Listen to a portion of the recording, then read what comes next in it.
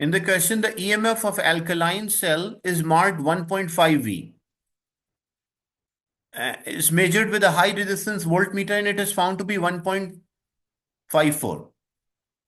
Explain why the voltmeter must have a high resistance. Like, what is the reason for that? Because if the battery supply, the electricity or the charges are moving out from the supply, as a result, what will happen? There will be a loss voltage. Some of the voltage will be lost internally. So it is labeled 1.5. They mention it can provide us 1.5, but when we measure with a high resistance voltmeter, it is giving us 1.54. And why the voltmeter must have a very high resistance? So when the voltmeter is having a very high resistance, it does not allow electricity to flow or a negligible current will flow. So the voltage drop internally, like EMF is equals to IR plus V here. We can say EMF is equals to IR plus V.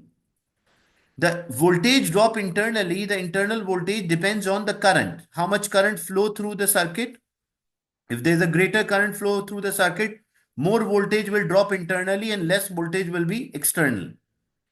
So why this voltmeter should have a very high resistance? So when the voltmeter is having a very high resistance, it reduces the current, or the current in the circuit is approximately, and we can neglect that current or it's negligible. So when the current in the circuit is negligible, there is no or a very small voltage drop internally. As a result, we'll get the maximum output voltage, or we can record the actual EMF of the supply.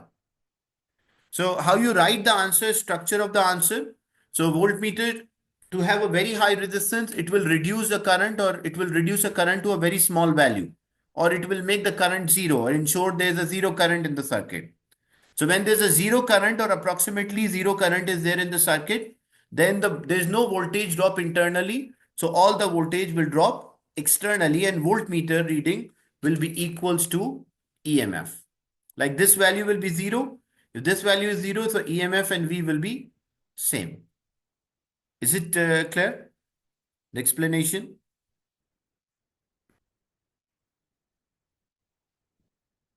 The relation between the external resistance and the voltage drop internally. So the external resistance should have a very high resistance, so that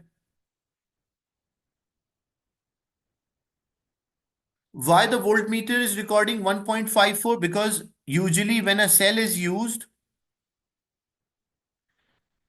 when they label the cell, they label the cell with the internal resistance. Like on the cell, it is labeled 1.5 V. So if I connect a bulb or a lamp here, it will record 1.5, because when we connect a bulb or a lamp, that is allowing the electricity to flow. Some of the voltage is lost internally and remaining voltage is external. But when we use a very high resistance voltmeter, that very high resistance voltmeter does not allow any voltage to drop internally.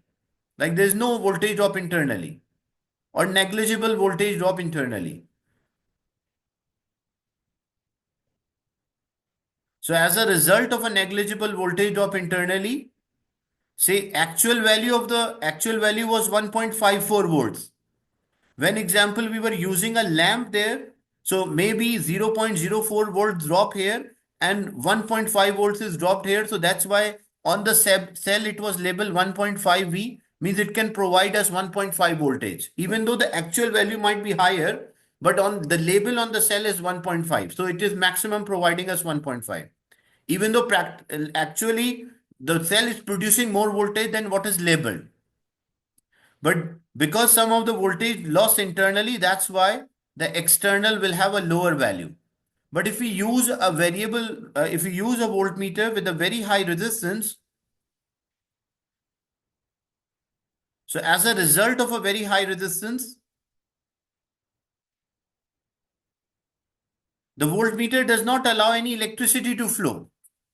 As it does not allow any electricity to flow, so the current in the circuit will be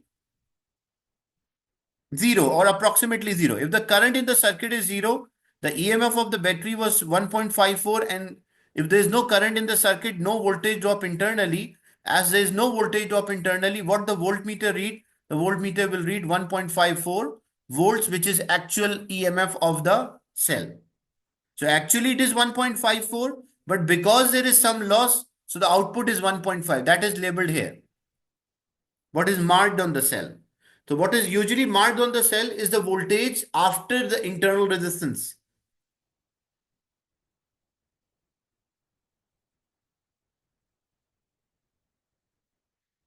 The voltage drop depends on two things. It depends on the current, or it also depends on the internal resistance. Internal resistance is constant at a fixed temperature. So this has a constant value. So if there is a current in the circuit, then the voltage drop internally will also increase. R is fixed at a certain temperature. R can change with the temperature, but at a certain temperature, R is constant.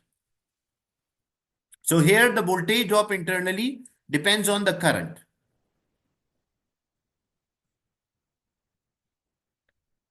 Next, a student investigated the resistance of a lead in a pencil. A pencil is used to draw a rectangle of a length 2 centimeter, width 6 millimeter on a paper, creating a strip of an unknown thickness, T. So the thickness is not known here. The resistance of a strip between A and B, we measure the resistance from A to B, and that is found to be 55,000 ohms or 55 kilo ohm. The resistivity of this pencil lead is 3.5 exponent minus 5 ohm meter. Show that the cross-sectional area of a strip is about 1 exponent minus 11. So the formula which relate the resistance, area and length, so R is equals to rho L by A. If we need the cross-sectional area, so area will be equals to rho L divided by R, where rho is the resistivity that is given 3.5 into 10 to the power minus 5, that resistivity. L is the length. Now what length I should take? So because the from A to B, we were finding from A to B, so what length I should take? I'll take a length from A to B. If it was connected in this way, then I will take the width. But from A to B, already they mentioned 2 centimeter, we have to convert into meters, the SI unit. So 0.02 divided by the resistance, that is 55,000. What is the value for the cross-sectional area? So it is 1.3 into 10 to the power minus 11, and the unit of area will be meter square. So that's the cross-sectional area of this.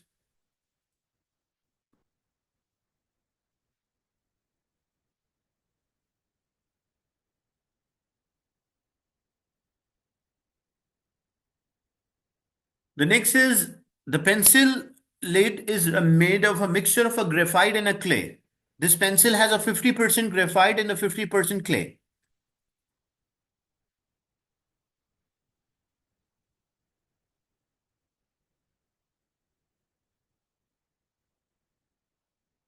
We are finding the cross-sectional area. We are not finding the area of the surface. There, one of the student asked like why the area is not 2 multiplied by 6, or why we did not take the area in this way? Because we are finding this area, the cross-sectional area through which the current enter. So, and the thickness is unknown here. They did not give us a thickness. They mention here that the thickness is T. If so, actually it is like,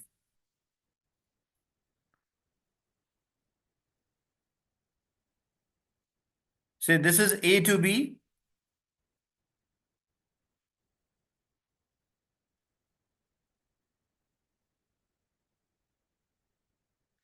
So say this is face A, this is face B. The length is given, this length was given 2 centimeter. And the thickness, this thickness was not there. The thickness is unknown. And the width is given 6 millimeter. This was given 6 millimeter. I need the area of this part, the cross-sectional area through which the charges enter. So because the thickness was unknown, that's why we cannot use length into thickness. If they give us the thickness, we can directly calculate, like this is 6 millimeter. So 0.006 meter, and we'll have the thickness. So we multiply them, we'll get the area in that case. Because we always take the cross-sectional area through which the charges enter, perpendicular.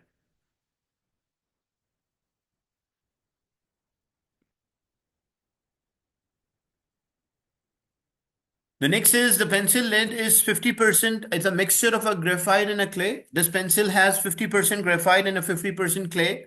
The charge density of N for a pure graphite is 3.5 into 10 power 24 meter inverse, like in 1 meter cube, this many charge carrier for a graphite. Calculate the drift velocity of the charge carrier in the pencil when the potential of a 6 volts is applied between A and B. Assume that the clay contribute no charge carrier, like clay is not responsible for any charge carriers. So the transport equation, we'll use a transport equation. What is the transport equation? The transport equation, I is equals to N A Q V.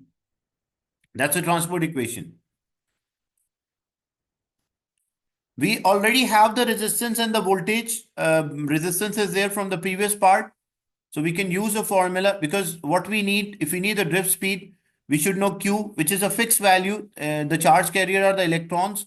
So they have the constant charge, 1.6 exponent minus 19 coulomb. So Q is constant. A is the area we just calculated in our previous part. I is the current. How to go know the current? We have the voltage and we have the resistance. So we'll use a formula. V is equals to I R. So V is equals to IR. V is the voltage which is applied. That is 6. I is the current, we don't know. And R is the resistance, which is 55,000 ohm. So this will be 6 divided by 55,000. That will give us a value for I. That is 1.1 into 10 to the power minus 4 ampere. That is the current. Now,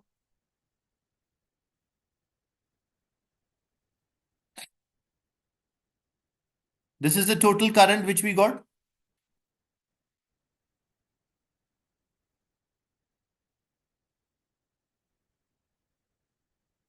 Now, we will use this formula to get the drift velocity. So if we need the drift velocity, it will be current divided by number of the charge carriers into area into Q. That will give us V. We have I, we have Q, we have A. But what about N? N is given here. The value of N is given. But in the question they mentioned it is 50% graphite.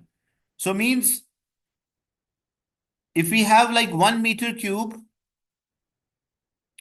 if we have 1 meter cube, 50% charges will be there, because like half of them is a graphite and half of them is clay. Graphite is contributing to the movement of the charges, not the clay. As they mention here, clay is not responsible for any charge carriers. So what will be the charge density now? Because we'll take 50% of this. Why we are taking 50% of this? If the complete was made up of graphite, then we'll take this value. But only 50% is graphite, so we'll take 50% of this. So 50% of 3.5 into 10 to the power 24. Or how to convert the percentage into fractions of 50 divided by 100 into 3.5 into 10 to the power 24.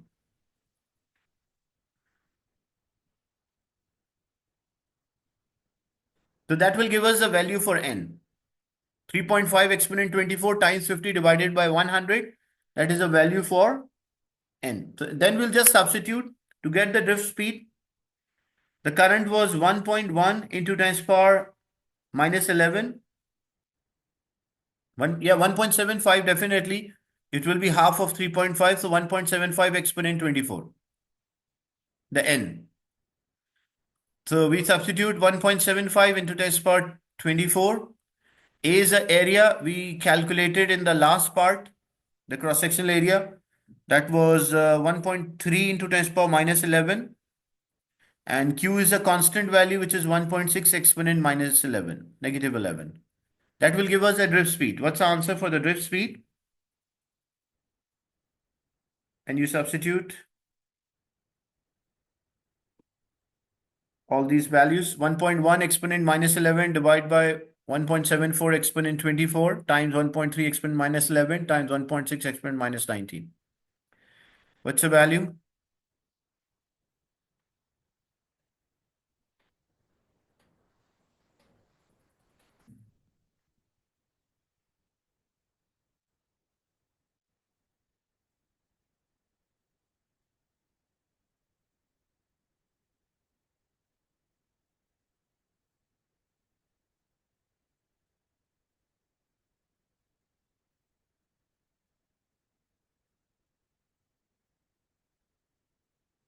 Okay. So about 3 exponent minus 13. Okay, just you have to show by calculation the values. The value of I, the current is 1.1 exponent minus 4. Sorry, this was minus 4. I wrote minus 11 by mistake. This is minus 4. Yeah, this was minus 4. I wrote minus 11. So this was 1.1 exponent minus 4 divided by 1.75 exponent 24 times 1.3 exponent minus 11 times 1.6 exponent minus 11. This was minus 4.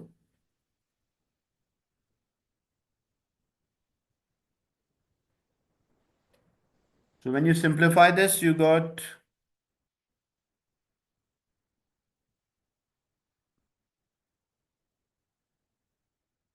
31,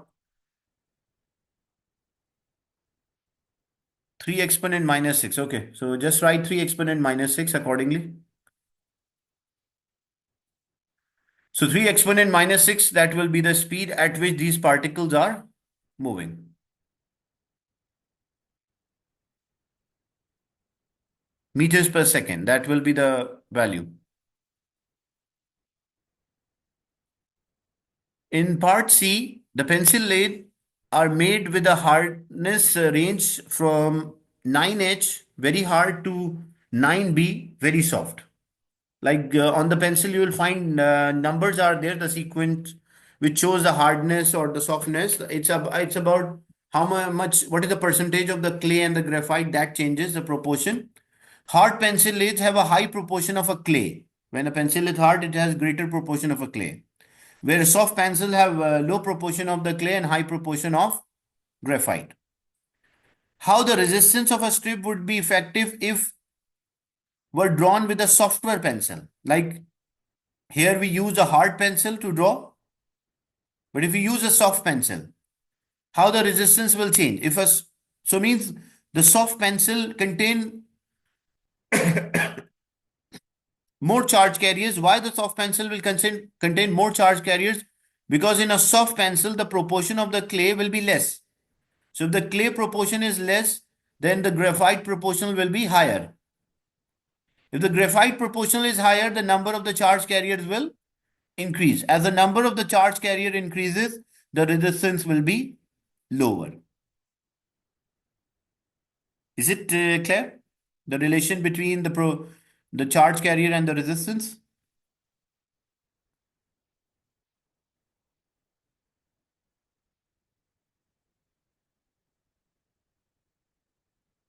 2 marks. 1 mark is for relating. In a soft pencil, the proportion of the clay will be lower than the graphite, so more charge carrier. That is 1 mark. The second mark is the more charge carrier, so the conduction increases, or more current or lower resistance. Ampere can be expressed as, so current is charge divided by time. So what is the unit of the charge? The unit of the charge is coulomb and the unit of time is second. So it is coulomb per second. If we move to numerator, coulomb second inverse, so it can be expressed as A.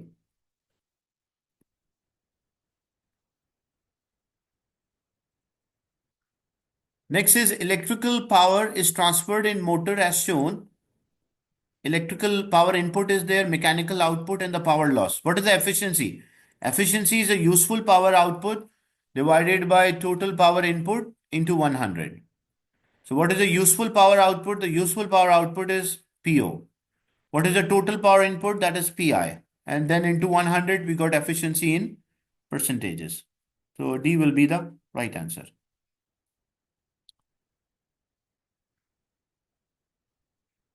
Next is a combination of a resistor is connected to a 12-volt supply of a negligible internal resistance. The potential across AB. What will the potential across A be? These two resistors are connected in parallel. So the combined resistance of two resistors which are in parallel, product divided by sum. So 36 divided by 12, that is 3. So this is 3 kilo ohm and this is 6 kilo ohm. The ratio of the resistance is always same as the ratio of voltage. I can use that concept like ratio is 1 is to 2. So the voltage also ratio is 2 is to 1. So the voltage should also divide 2 is to 1. Or I can use a voltage divider formula or a potential divider formula that resistance of this part, I need a potential across AB. So if I need a potential across AB, resistance of this part divided by combined resistance, this is 6 and this one is 3 because the total here is 3 into total voltage which is 12. So it will be 6 over 9 multiplied by 12.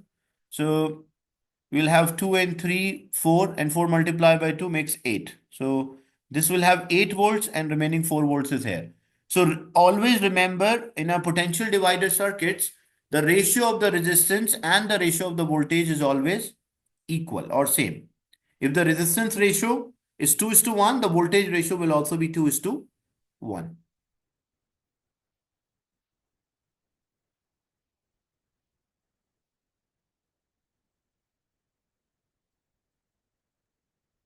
How you will find the current in parallel? Like you already have the voltage now, 4 volts is there.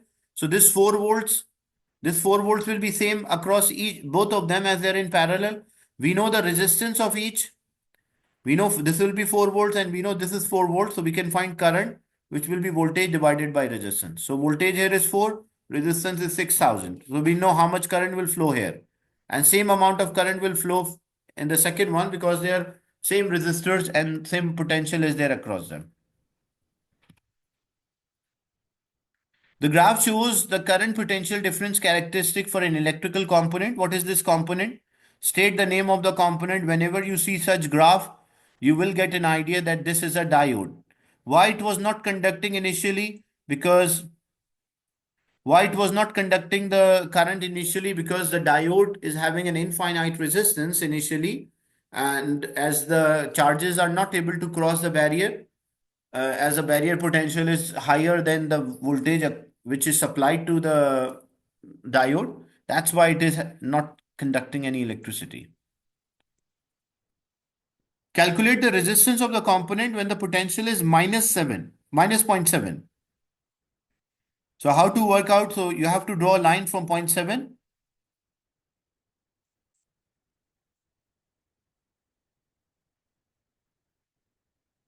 But they mention a negative 0.7. So when it is negative 0.7, state the resistance when it negative 0.7 is here. These are like, what is the difference between a negative and a positive voltage? It's how it is connected. Like first a diode is there and we just change the terminals. That is, we call a negative potential here. So the diode will not conduct any electricity in this manner, and this way it will conduct, but at after a certain voltage. So as a diode does not conduct any electricity, what is the resistance of this part? We have the formula voltage is V is equals to IR. So if you need the resistance, voltage divided by current is the resistance. Voltage is minus 0.7, but what about the current is 0? So if 0, anything divided by 0, so we got infinite. So means the resistance at this point is infinite. We just have to state that.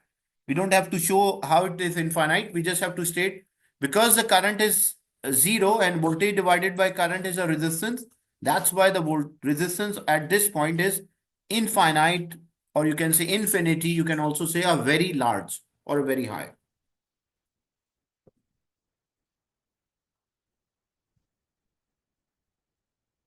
Calculate the resistance of a component when the potential is 0.7. So when the potential or a voltage is 0.7, so we'll draw a line from 0.7 and find what is the current here. So it is It should be a straight line. You have to show clearly on the graph when graph is given and you're using the graph. Show clearly on the graphs. So resistance is voltage divided by current. The voltage is 0.7 and the current is zero point 0.4. So 0.7 divided by zero point 0.4, which will be about 1.7 ohm.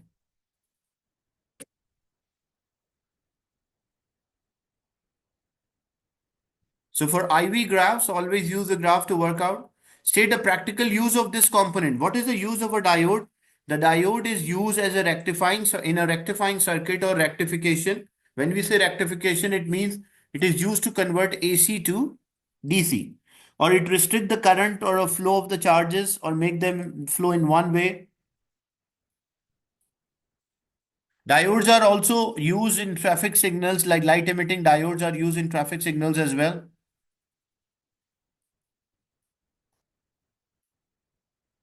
In question 47, electrically heated gloves are used by skiers and climbers to provide an extra warmth for their hands. Each glove has a heating element of a resistance 3.6. Two cells, each of a EMF is 1.5 and an internal resistance of 0.2 are used to operate each heating element. When the switch is closed, calculate the total resistance of a circuit. So when we close the switch, the conventional current will flow. So the point 2, and 3 all are in series, like the two internal resistance and the one external resistance, they are all in series. So whenever components are in series, what we do, we add to get the combined resistance. So it will be 3.6 plus zero point 0.2 plus zero point 0.2. So that is equals to 4 ohm. That's the total resistance. Calculate the current. If you need the current, look, we have the formula V is equals to IR. The total voltage is 1.5 plus 1.5. So the total voltage is 3. The total resistance of this circuit, including the internal resistance, is 4. And we need the current. So if we need the current, it will be 3 divided by 4. That is equals to 0.75. Because there's also another way to do this same question, but as we use a formula, V equals IR. V is the total voltage and R is the total resistance. So I will know what is the total current, which is 0.75 ampere. So means the current of 0.75 ampere will flow here. The same current will flow through this one and the same current will flow through the first cell. Calculate the power from a heating element. Output power from the heating element.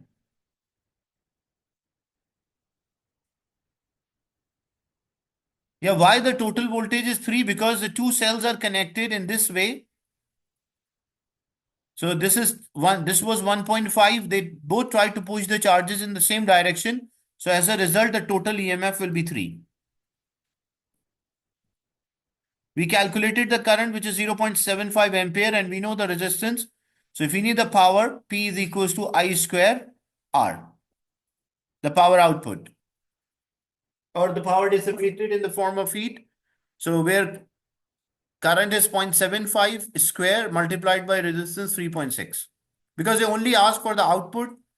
So that's why it will be 0.75 square multiplied by the resistance, which is 3.6. Can we use a formula P is equals to V square or R? Yes, you can use that formula, but you don't know the voltage here. You don't know how much potential. Then what you have to do, you have to first work out what is the potential here, what is the potential here, and then the total 3 minus the potential across the internal, you will get the external. No, it's not 3.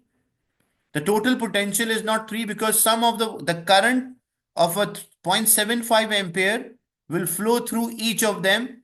As a result, some voltage will be lost here, some voltage will be lost here. So remaining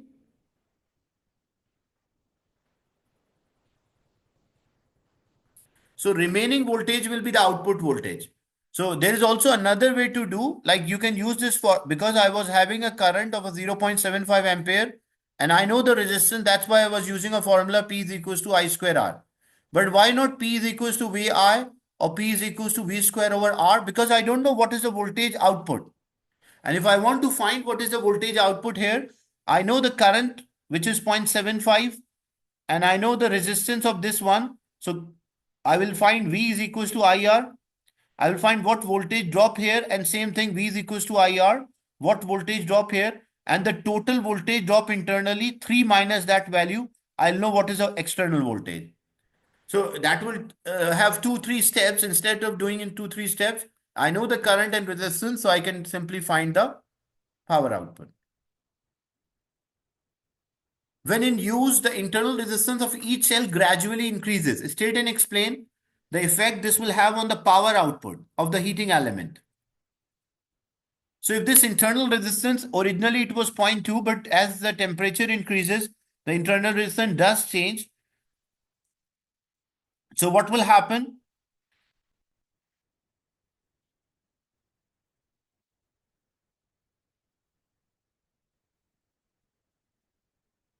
Yeah, that's right, Imad. The power output will decrease because why the power output decrease? As the resistance here is increasing, if the resistance here is increasing, so more voltage will be lost internally.